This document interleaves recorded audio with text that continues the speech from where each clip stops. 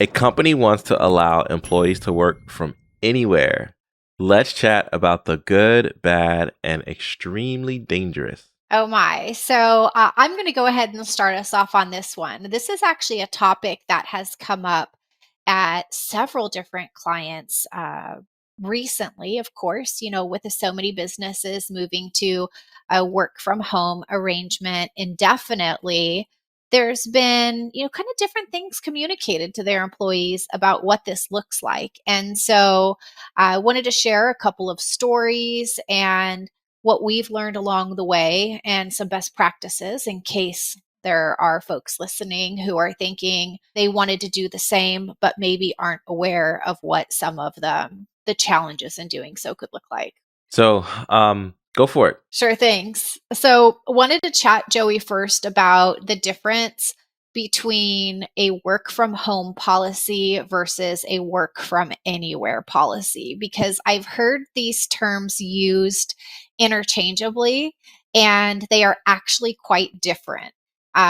Please notice that I'm also using the word policy because just having a practice um, for this type of uh, you know business need, or this type of this in your organization, you actually need a policy so that you can kind of point back to and say this is exactly what we do for everybody. Yeah, I love that you mentioned that. And I'm gonna steal that quote or somehow put it into our marketing because you're right. Just because you do a thing doesn't mean that there's rules that you set. So to practice it doesn't mean that you have a policy around it. And I also agree that people use those terms interchangeably, and then employers get mad, right? So how many times have we seen an employer think that an employee is working from home, but really they're working from a vacation destination, or they're working from a family member's house, or they're working from a coffee shop, and the employer is disgruntled and frustrated because they thought the person was at home when really the employee just said, "Hey, home is where my laptop is. Home is where the Wi-Fi is. As long as it's not at your office, it's home to me." So yeah, that's one of the ugly things sometimes is not having clear communication about where you're authorizing people to work from.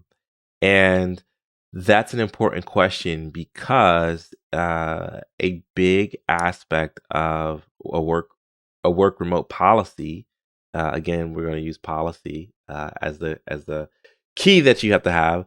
A policy is your cyber security risk, and so there's a difference between a person's home network, which is likely password protected, versus going to a coffee shop and maybe joining a network with some security risk. And so you want to make sure that that you're thinking about how people are logging on to the internet, which is a information superhighway, and who might potentially intercept that information. One of the pieces of feedback that I often hear from companies in regards to being resistant to creating policies in general is that, well, they trust their employees, they haven't had any problems, and they don't want to be, they don't want to feel like they're restricting their employees. And so I definitely understand that creating a culture of trust is really important, but you still need policies. And I think employees also like knowing what the expectations and boundaries are because they generally do want to abide by them, but if you're not communicating them, it's difficult for them to know that they're doing so. So let's talk a little bit about just the highlights of like the differences between these two policies and where some of the biggest challenges are. Because we hear about working from home, and that's as you described, Joey, typically working from an individual's primary residence or in the whereabouts within. And I find that most companies allow some flexibility that you don't actually have to be physically in your house, but that, as long as you're residing within the general proximity and you're not crossing into another state for an extended period of time, then there should be no harm, no foul. And I love that you alluded to the crossing state lines piece because if a person is, let's just say, indefinitely or permanently or for an extended period of time given the opportunity to have a flexible work arrangement, and they say we did an episode on this too where Mhm. so many, I think it was like 34% of HR pros had no idea where their employees were working. So you may want to check that episode. But if you, for example, let's say your office is in the state of California, and then your employee is given flexible work opportunity, and then they decide, hey, my family is in Columbus, Ohio. I want to hang out there for a bit because there's no reason that my boss would ever call me back into the office. um, you now have a situation where your employee should be paying payroll or employer taxes into the state, and you've just unknowingly set up some tax responsibilities there. So, from a state tax, payroll tax, unemployment tax perspective, where a person works matters. um, and then another thing that you've done in our research here is talk about the international component, right? Anybody that's on Instagram or TikTok sees those advertisements of come work in Costa Rica for no cost or whatever the case may be. And that's enticing to a person, but then you have to think about maybe the international implications.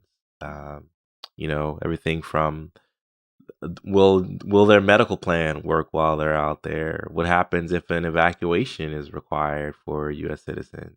Um, there's a whole host of things that you have to think about from a geographic standpoint. But I think there's some other things you mentioned that we should talk about too. Yes, I would say that the international aspect is the one that we're talking about the most because employees are excited at this new opportunity to potentially travel abroad and still be able to work. I mean, it's not necessarily something that's been as accessible previously as it is today. And I think that generally companies they want to be able to offer this to their team members because they feel like it's the right thing to do, but as we start to dive into what's actually necessary to do that in a manner that is compliant, most of the small businesses that I've spoken to, once they understand those complexities, back away from it. And so when I talk about kind of the good, the bad, and extremely dangerous, good is offering your team members flexibility with those boundaries. As we mentioned, creating a policy that's clearly communicated. For again, most of the businesses that we work with, they've kind of set a timeline in the most conservative part of the spectrum, saying that if you are to travel into another state for more than 30 days or another country for more than 30 days, assuming that the country has granted this individual the appropriate visas to be there, then 30 days is considered a visit as opposed to like a longer term stay or a move. And so those still do require company approval in advance, but companies are saying, hey, we can handle that short term stay. But anything beyond that is definitely going to require looking into further for the reasons within the US that you mentioned, Joey. But internationally, there's actually larger concerns. So just to kind of talk about those as, kind of quickly as possible. Of course, different countries have different labor laws. They have different rules for individuals coming over there and working. You've got places like Portugal who are like welcoming Americans with open arms, making it very easy to go and work there. And that's wonderful. But Not every country is like that. And if a company has an employee working somewhere, and say they find out about it later down the road, based on that individual country's rules, that business may now be on the hook to actually what's considered establish their business there, even though they had no intentions of doing so because this team member was working there. So you've got all sorts of labor law, business law. You've got all of those taxes that you now have to comply with. So getting in front of it, creating that policy, communicating it to your team members, and making sure that they understand that it's truly not, just a free for all, go anywhere, is super important, because if you let your team members know this up front, it'll be easier for them to follow the rules. You can manage their expectations and not have to be the one to necessarily say no, because they'll know up front that it's just not something the company can do.